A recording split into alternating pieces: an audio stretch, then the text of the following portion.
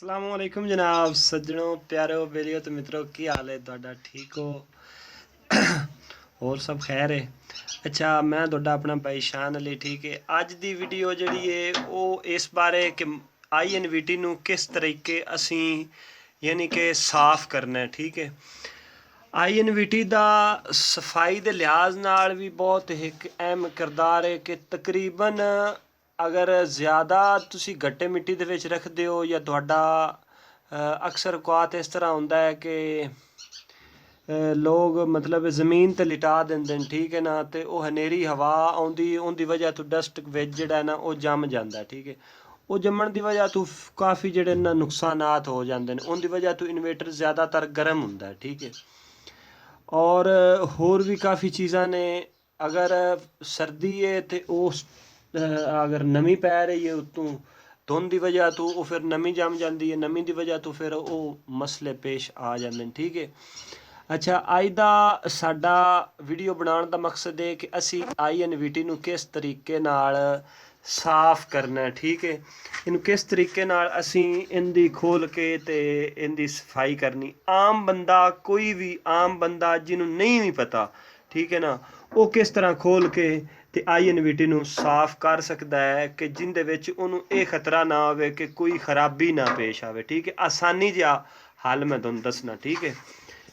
अच्छा सब तो पहले असी ए सुच पट लईए ठीक है, तो दोनों INVT बंद करके तो दसने कि किस तरह असी इनू पटना है ठीक है। एक मिनट में जिस तरह कि ए वेख रहे हो INVT नू पट दिता है ठीक है।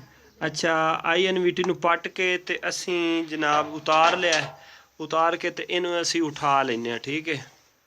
उठा के ते नीचे रख लेने ठीक है। एक बारी नीचे रख, अच्छा जी नीचे रख लिया ठीक है। तुसा एक पलास लेना है, एक पेचकस लेना है ठीक है।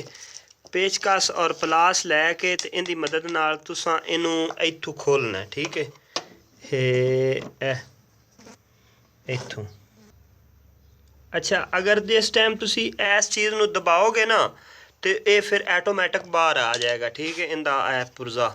अच्छा ये दूसरे पासे भी इनू इस तरह खोल लेना ठीक है। हम देख रहे हो कितनी डस्ट जमी पई है ठीक है ना, चेक कर लो ज़रा एक कितना ज़्यादा गड्ढा जमया पिया ठीक है। तो इस तरह ही इनू मतलब असी हुण इनू किस तरह साफ करना है। अगर तुहाडे कोल पंप नमा कोई चीज़ है ठीक है, उनका यानी कि फूक का प्रैशर है, मतलब उनका हवा का प्रैशर है उनदे विच ठीक है। अगर तो तुम टैंकी वाला प्रैशर मिल जाता तो फुल प्रैशर रख के नहीं मारना ठीक है ना, ये गलती कभी भी नहीं करनी। बिल्कुल हल्का फुल्का रख के प्रैशर उनदे नाल तुसां जिहड़ा है ना इस डस्ट नूं विचों साफ करना है ठीक है। मैं हुण तुहानूं दूसरा एक खोल के ते इस तो बाद तुहानूं दूसरी भी खोल के दिखाना ठीक है। दूसरा इतों खुलना है ठीक है ना, इन्ना सन्ना ठीक है। ये मैं तुहानूं खोल के ते मैं ये विजिट कराना दोनों ठीक है ना। पहले नालों काफ़ी बेहतर हो गया, थोड़ा जहा प्रैशर जिहड़ा ना मारिया हवा दा, देख लो कितना फ़र्क पै गया। हाल ही मज़ीद फ़र्क पवेगा तुहानूं होर दिखाने ठीक है। ए पेचकस नाल पुर्जे खोल लेने ठीक है ठीक है ना। इन्हां दा कोई नुकसान नहीं, कोई साइड इफेक्ट नहीं, मतलब समझो कि कोई खराबी ना पेश आ जाए, कोई खराबी नहीं बिल्कुल भी आएगी इंशाअल्लाह ताला। इनदे नाल कोई भी किसी किस्म की कोई खराबी नहीं आएगी ठीक है ना, तो कोई परेशानी नहीं। अच्छा इस तरह हुण मैं तुहानूं इनू उतार के दिखाना ठीक है। इंदियां भी लॉक ने ठीक है, इंदे ए साइड लॉक ने ठीक है। ए देख रहे हो ए लॉक जिहड़े ना, ए लॉक पिछां ख़त्म कर लेने ठीक है। इत्थों लॉक पिछां हटा के तुसी फिर अस्सलाम वालेकुम देख रहे हो कि कितनी डस्ट जमी पई है ठीक है ना। असी इन बिल्कुल हुण ख़त्म करना है ठीक है।